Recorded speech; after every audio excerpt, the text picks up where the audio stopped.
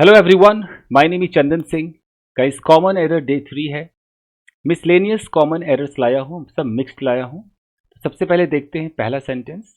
यहाँ पर देखिए, यहाँ लिखा हुआ कि he need not to buy a car. Of course ये गलत है। कैसे सही होगा, कोशिश करते हैं गाइस।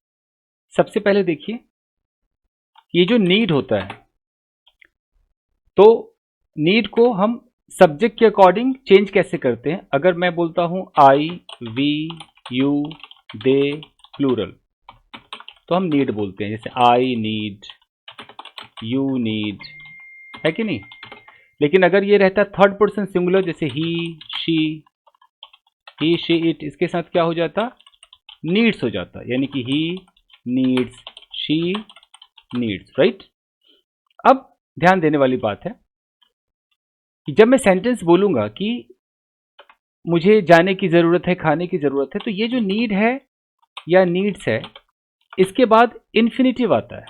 इन्फिनिटिव आता है, यानी कि अगर मैं बोलूँ आई नीड, अगर मुझे जाना है तो मैं टू गो लगाऊंगा। I need to go. She needs, उसे जाना है तो टू गो आएगा। शी नीड्स टू गो आएगा, राइट। यहां तक भी सही है। जैसे आप इसका नेगेटिव करते हैं, तो नेगेटिव सेंटेंस में क्या होता है, नेगेटिव में आ जाता है डोंट नीड, डजंट नीड। तो इसका मतलब है कि ये डोंट क्या है, हेल्पिंग वर्ब है। आप समझ रहे हैं, ये डोंट क्या है, डू नॉट। तो डू और डज तो हेल्पिंग वर्ब होता है, यानी कि हेल्पिंग वर्ब है। ये जो डज नॉट है, ये भी हेल्पिंग वर्ब है। और ये जो नीड है, ये मेन वर्ब है, राइट। तो हम मेन वर्ब की तरह इसको यूज कर रहे थे, इसलिए हम एस भी लगा रहे थे, नीड्स कर रहे थे। तो जब आप इसको वर्ब की तरह यूज करेंगे तो डोंट या डजंट लगाएंगे, लगाएंगे। जैसे आपको बोलना है कि भाई उसे जाने की जरूरत नहीं है, तो आप कैसे बोलेंगे कि he doesn't need to go. देखिए, जैसे डज लगा, यहां पर नीड्स का एस खत्म हो गया, नीड टू गो।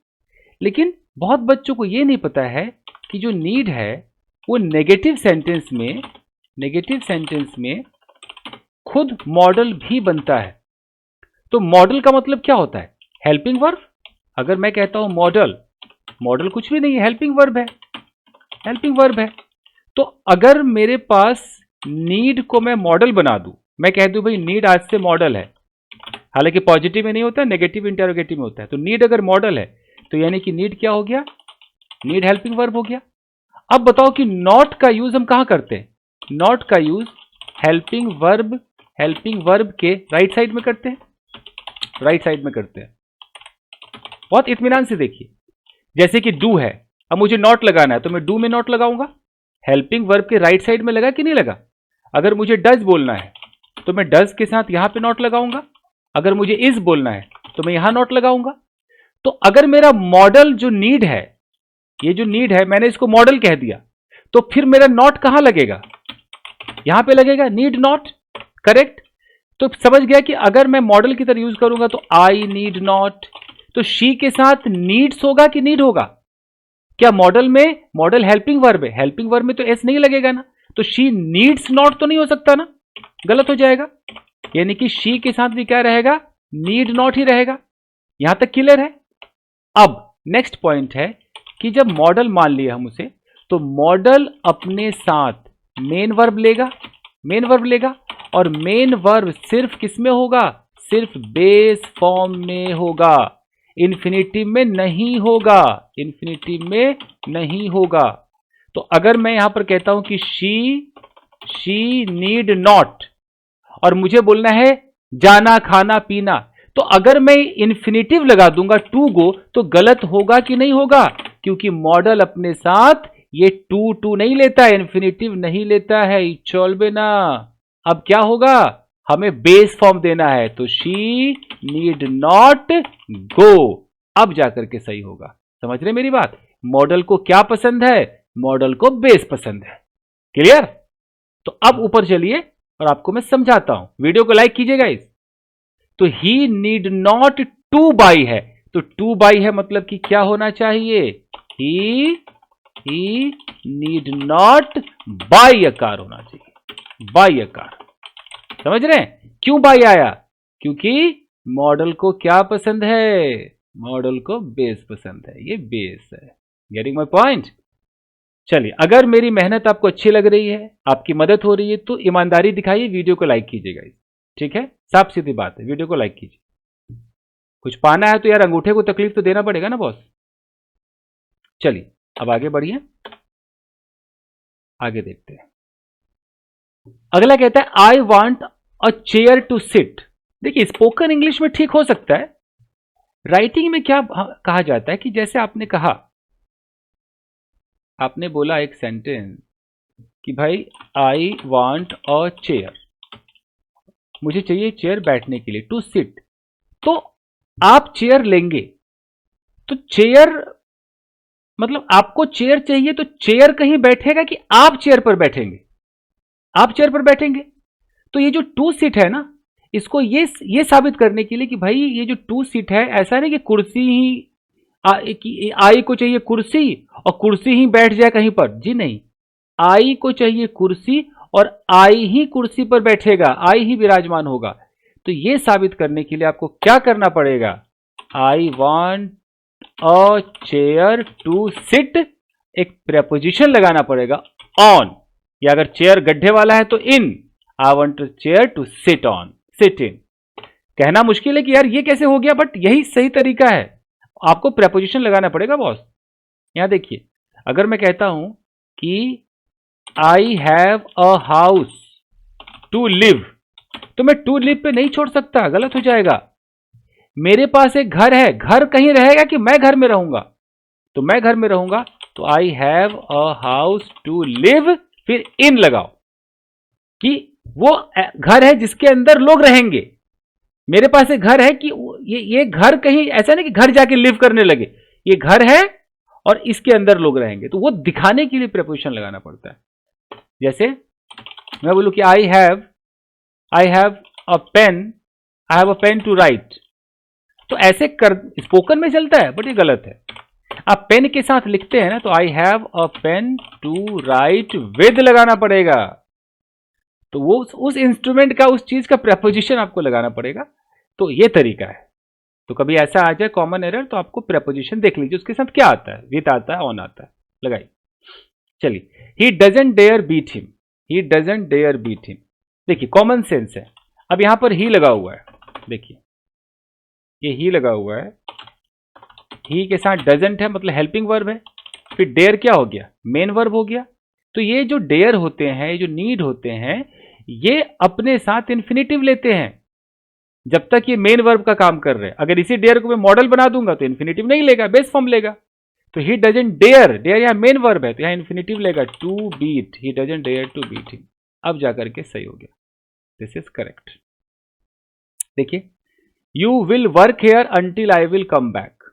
देखिए साफ पता चल रहा है कि ये जो अंटिल है, अगर आप अंटिल की बात करेंगे तो अंटिल अपने साथ, जब आप फ्यूचर की बात करेंगे, अंटिल प्लस फ्यूचर लगाएंगे तो याद रखिएगा वो प्रेजेंट इंडेफिनिट लेगा, प्रेजेंट इंडेफिनिट लेगा, उसको रटिए। तो प्रेजेंट इंडेफिनिट लगाना पड़ेगा। कैसे लगाएंगे भाई? यू विल वर्क हेयर, तुम यहां काम करोगे, यू विल वर्क हेयर, कब तक करोगे? अंटिल मैं वापस ना आ जाऊं, अंटिल आई कम बैक। यहां विल हटा दीजिए, सब सही हो जाएगा, until I come back. Present indefinite लगाइए अंटिल के बाद, ओके। और देखिए, if he had helped me I could win the match. सुनने बोलने में अच्छा लग रहा है, बट होता क्या है? इफ ही हैड हेल्प्ड मी, अगर आप बहुत गौर से देखें तो ये कंडीशनल थर्ड का पार्ट है कि नहीं? इफ ही हैड हेल्प्ड मी, देखिए किसका पार्ट है? यह है कंडीशनल थर्ड। तो कंडीशनल थर्ड का अगर इफ क्लॉज ऐसा होगा तो यहां आप वुड लिखो या कुड लिखो, उसके साथ क्या लगाना पड़ेगा? लिखकर बताता हूं क्या लगाना पड़ेगा, समझिए बात को। तो if he had helped me I, अगर आप कुड लगा रहे हो तो कुड के साथ पहले हैव लगाओ और V3 लगाओ, I could have won the match. अगर आप यहां कुड की जगह वुड भी लगा देते तो वुड के साथ भी वही होता कि I would have won the match, यानी कि आपको V3 लगाना पड़ेगा हैव के साथ। ये कुड विन गलत है, कुड विन जो है ये गलत है, ई चलवे ना, ये होवे ना, this is wrong. Could win नहीं होगा, क्या होगा? कुड हैव या would have plus third form, साथ में थर्ड फॉर्म लगाना है। छठा देखिए, I haven't seen him since he has left the place. जब से वो जगह से गया है मैंने उसे देखा नहीं है। सुनने बोलने में अच्छा लग रहा है कि सही बात है यार। होता क्या है गाइस, जब आप सिंस की बात करते हैं तो सिंस सुबह से दोपहर से वाले फैमिली का जो सिंस है, जब आप इसको बोलते हैं कि जब से वो गया है, जब से वो आया है, तो सिंस अपने साथ पास्ट इंडेफिनिट लेता है। पास्ट इंडेफिनिट तो क्या होना चाहिए, I haven't seen him since he left the place. Has नहीं चलेगा, यानी कि आपको सिंस के बाद इसने क्या किया, प्रेजेंट परफेक्ट लगा दिया, जो कि सरासर गलत हो गया। तो प्रेजेंट परफेक्ट इसको नहीं लगाना चाहिए था, ये गलत हो गया। प्रेजेंट परफेक्ट की जगह जैसे सिंस आया उसको पास्ट इंडेफिनिट लगाना चाहिए, तो हैज नहीं चाहिए, सीधा सेकेंड फॉर्म चाहिए। ठीक है। It is high time you have gone there. जो लोग भी कंपटीशन की तैयारी करते हैं, अगर वो हाई टाइम नहीं जानते हैं तो फिर वो मतलब सचमुच बहुत कुछ नहीं जानते। उनको जानना ही चाहिए हाई टाइम। और मुझे लगता है जो ये वीडियो देख रहे होंगे जानते भी होंगे काफी हद तक।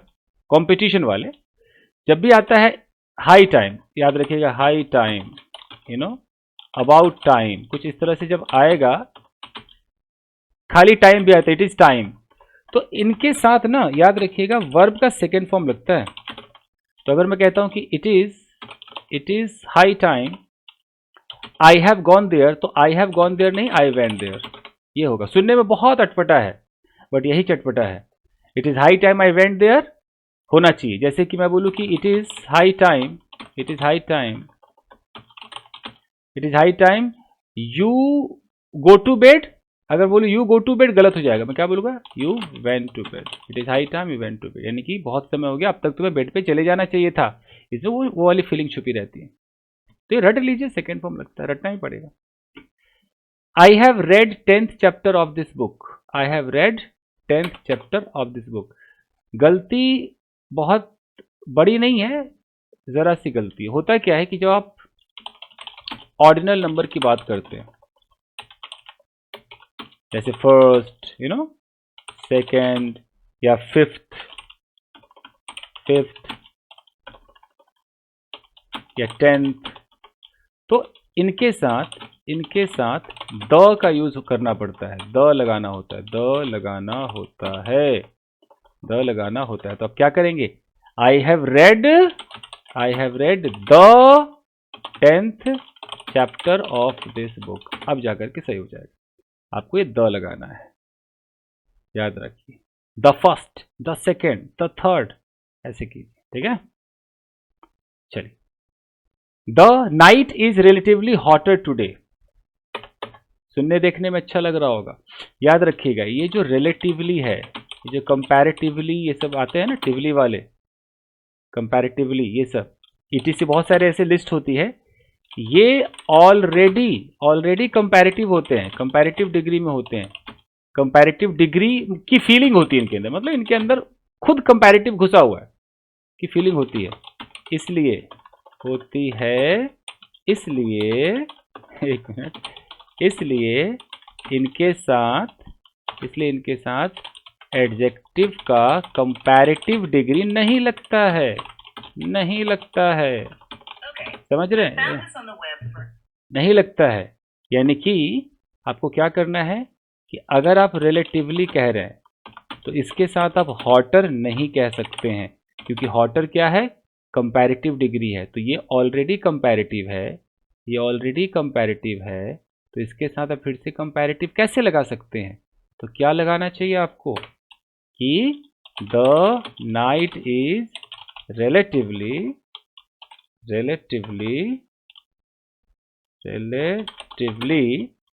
हॉट टुडे, हॉटर नहीं, हॉट टुडे, ये बोलेंगे तो एकदम सही हो जाएगा, समझे। तो कभी भी रिलेटिवली कंपैरेटिवली के बाद अगर हॉटर फॉटर आ जाए, बेटर आ जाए, तो गलत हो जाता है। उसको नॉर्मल डिग्री जो होता है ना, पॉजिटिव डिग्री में रखिए, कंपैरेटिव मत रखिए। You are 4 times stronger than him. कह रहा है यू आर 4 times स्ट्रांगर। बोलचाल में तो अच्छा चलता है भाई, तुम 4 गुना उससे स्ट्रांगर हो भाई, बट ग्रामर कहता है कि सर जी जब अगर टाइम्स आ जाता है, याद रखिएगा टाइम्स, जैसे टाइम्स मतलब 2 times, 4 times, इटी से अगर आ जाता है तो फिर आपको क्या करना है, पॉजिटिव डिग्री रखना है, पॉजिटिव डिग्री का यूज करना है। और कैसे यूज करना है, तुलना कैसे करना है, एज लगाना है, एज, यहां पॉजिटिव डिग्री, फिर एज लगाना है, फिर एज, उसके बाद जो भी आप यहां दिखाते हो हिम हैर क्या है, तो क्या होना चाहिए, ये जो you are 4 times stronger than him है, ये होना चाहिए कि you are 4 times as strong as, अब हिम भी नहीं, एज ही इज, ये हुआ प्योर एकदम करेक्ट अंग्रेजी, ये हुई। बोलचाल में लोग हिम कहते हैं ना, ये है एकदम करेक्ट अंग्रेजी। तो और कलर चेंज करते हैं, ठीक है, you are 4 times as strong as he is, और छोटा करेंगे तो you are 4 times as strong as he पे भी रुक सकते हैं। बोलचाल में लोग क्या करते हैं, ही को हिम कर देते हैं, तो बोलचाल की भाषा है। यही था टोटल, आई होप कि आपके समझ में आया होगा। जितने भी गवर्नमेंट जॉब वाले लोग हैं उनको शेयर कीजिए, उनके साथ जुड़िए, बेहतरीन सारे कॉमन एरर्स करा दूंगा, भरोसा रखियो। ग्रामर को डीपली, एक एक पॉइंट को डीपली बताऊंगा, जो लॉजिकल है, जो रट्टाफिकेशन है वो तो रटना ही पड़ेगा। Thank you very much, video like कीजिए।